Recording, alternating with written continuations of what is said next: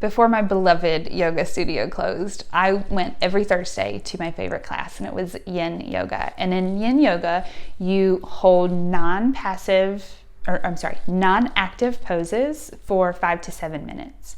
So you might hold pigeon pose for 6 minutes, or you might hold hero pose for 5 minutes. And I remember the first time that I went, and I was thinking, this is pretty easy.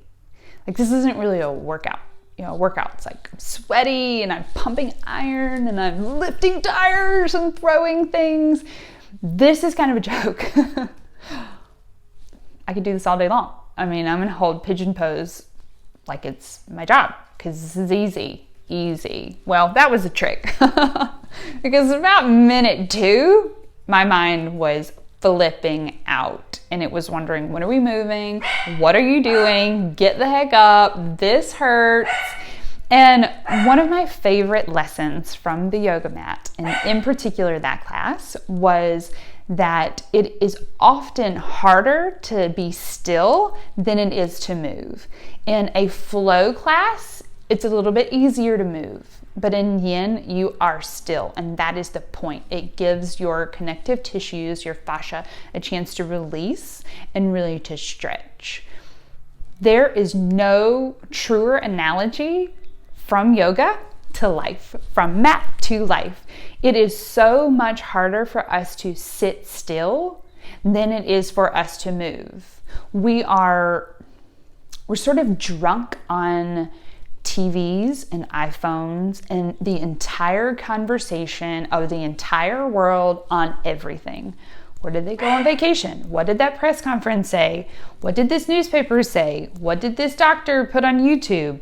What are the 5 things that I should eat? How should I do my makeup? We are so inundated with information in our phones, buzzing in our back pockets. And I heard this from a sermon from Elevation Church, that we've forgotten how to tune in. There's no space and there's no peace.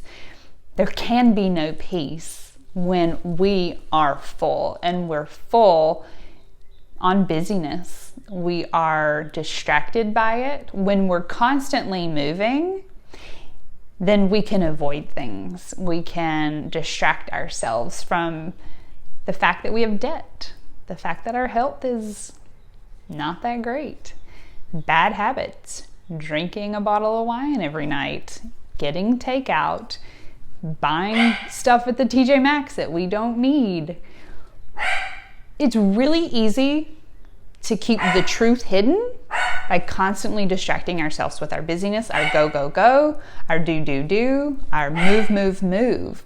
And the world really perpetuates that. It wants us to keep moving. It wants us to keep churning. It's the pace of life that it wants us to keep up with, but it's the great escape. We're escaping from who we are and who we're meant to be by doing that. So what's something practical you can do? Practice sitting still. Practice getting things in order. In our businesses, we have 999 ideas and we halfway implement 235 of them poorly. We're not taking the time to get things prepared, to get it organized, and to get it under control, kind of corralling the crazy, and then moving. We are just moving at the pace that the world requires because it feels good. It's they enable it, and they being everybody, the media, the social media, what other people are doing, the fact that we have a front row seat on the life of everybody. It's not the way it was supposed to be. It just wasn't supposed to be like that, but it is. And so we have a right and a responsibility to ourselves and our own sanity and our own business to say, enough, I'm going to turn it off. There's this really secret trick button on your phone that might make this a little bit easier. It's called the off button. Turn it off. Turn off so you can tune in. Tune in, inside, figure out what do you want to do, where do you want to go. Figure out your direction that's for you, not for someone else, and then turn it back on. Because you will have to turn on. You'll have to turn on for marketing. You'll have to turn on for educating. You'll have to be in service but they're not the ones leading. You need to lead your own ship, guide it.